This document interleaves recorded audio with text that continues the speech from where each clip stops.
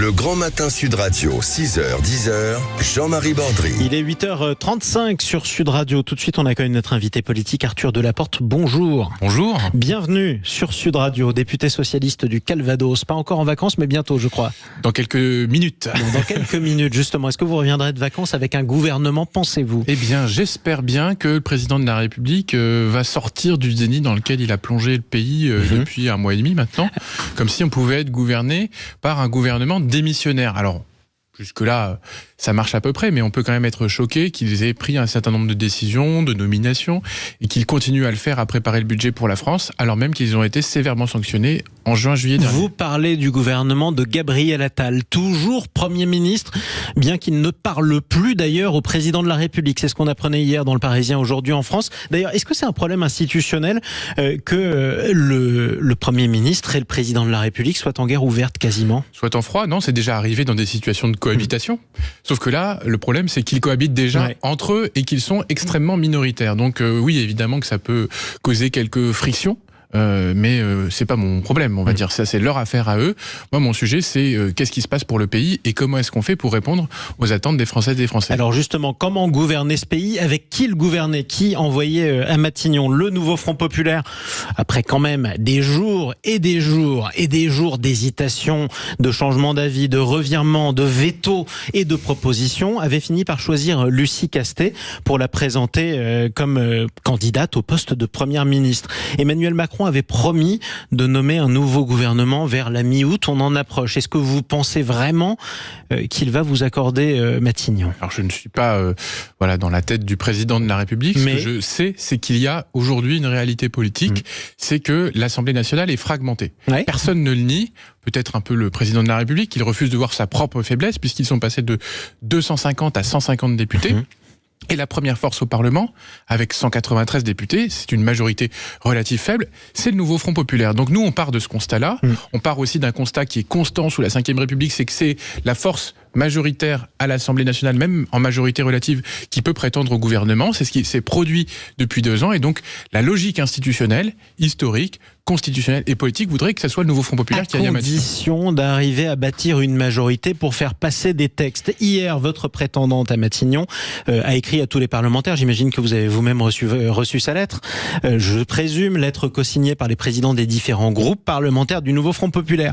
Lettre de Lucie Castet à tous les parlementaires, sauf à ceux du Rassemblement national. Est-ce que c'est pas discourtois pour les millions de Français qui ont porté le RN en tête, largement en tête du premier tour des législatives ? Je vais vous dire, dans les premières lignes de cette lettre, Lucie Castet dit qu'est-ce qui s'est passé lors des élections. Ouais, et il s'est passé 2 choses.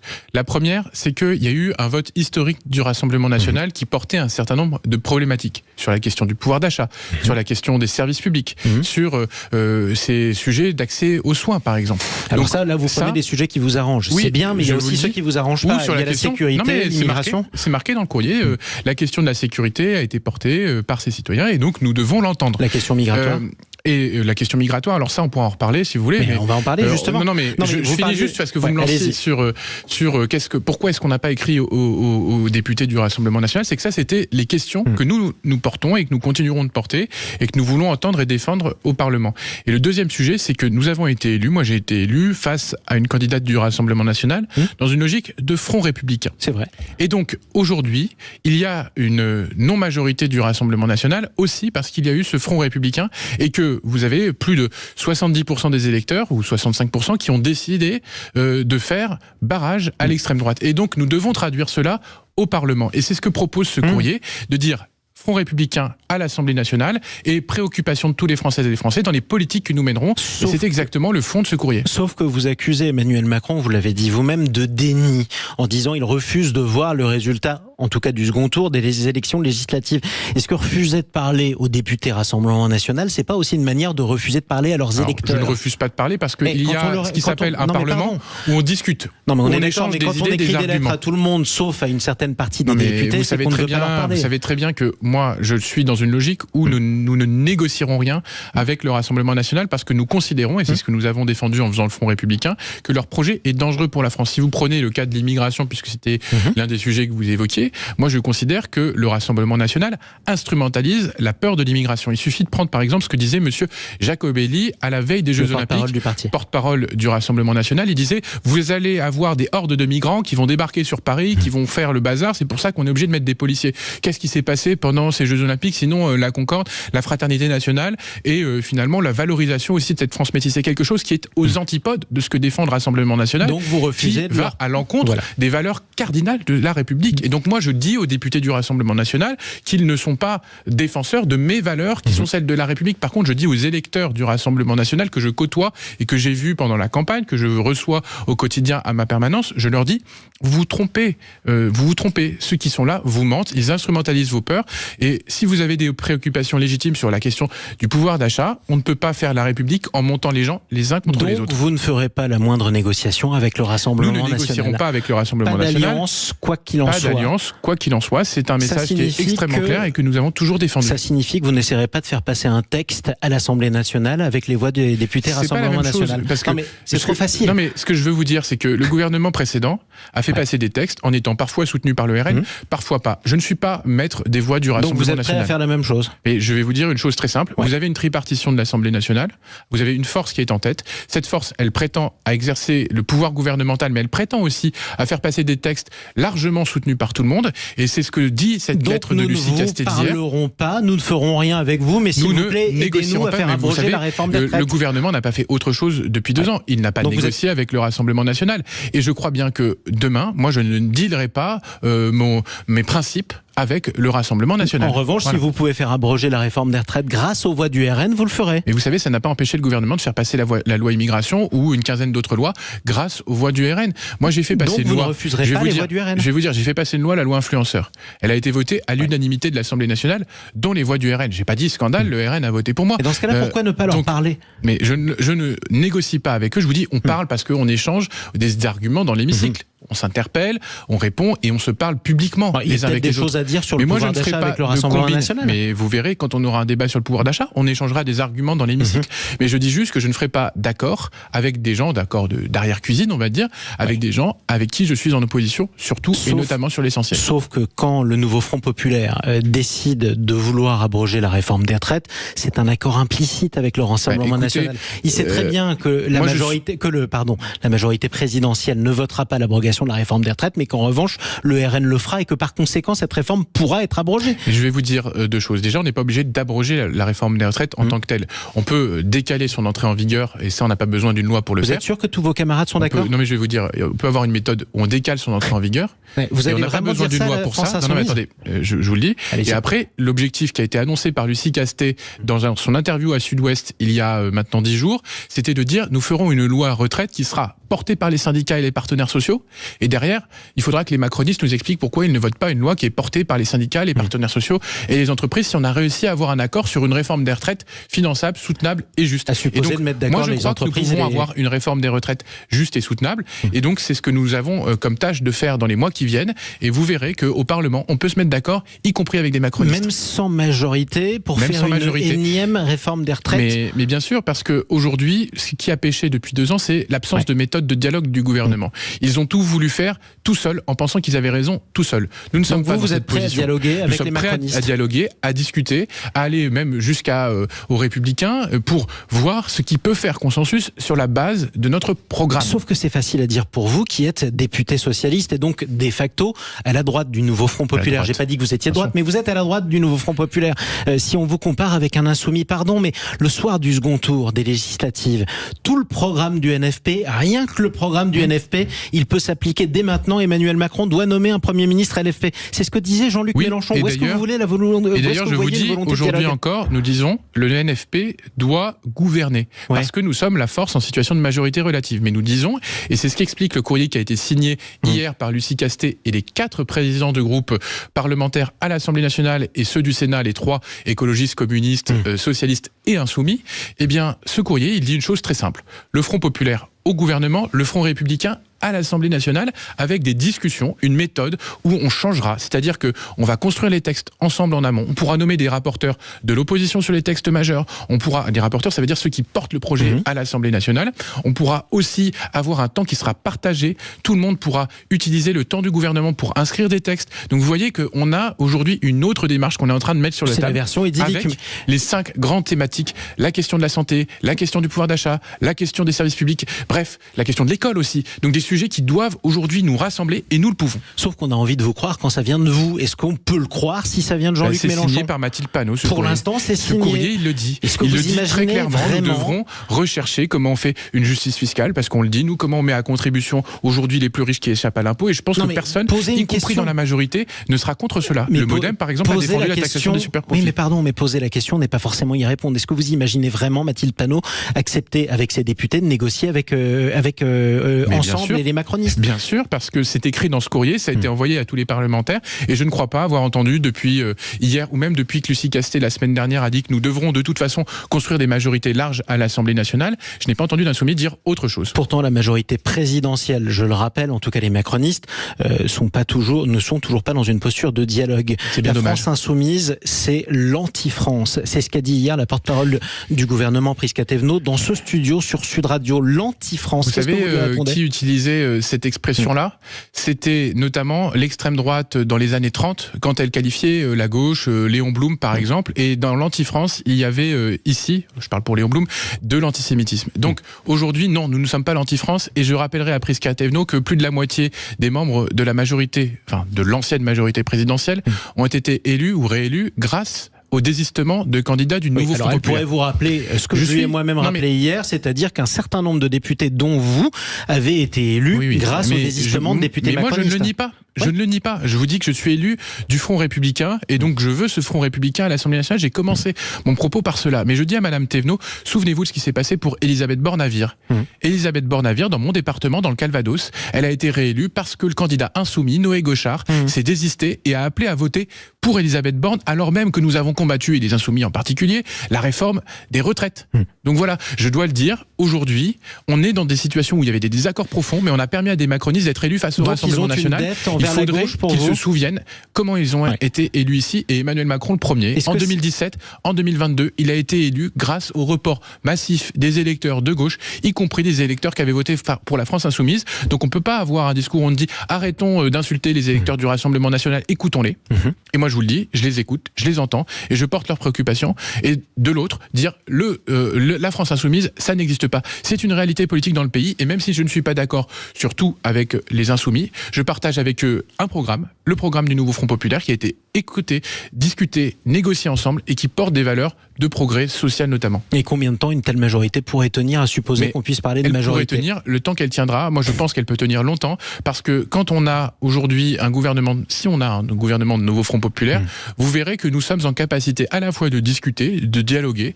Moi je suis un artisan du dialogue. Je vous disais que j'étais l'auteur de la loi influenceur qui a été votée à l'unanimité à l'Assemblée nationale. Même sur des sujets comme ceci, c'est plus facile. Mais le pouvoir d'achat, c'est un sujet consensuel. Aujourd'hui, qui va dire que nous n'allons pas revaloriser les salaires que nous ne prenons pas en compte? Les petits patrons. Les petits patrons, quand on leur expliquera comment on le fait, quand on discutera avec les partenaires sociaux. Expliqué, ils sont toujours pas d'accord. Je vais vous dire, sur la revalorisation des salaires, ça a été fait en Espagne, en Belgique. Je ne crois pas que ni l'Espagne ni la Belgique ne soient à feu et à sang, alors que les salaires ont été revalorisés de 10%.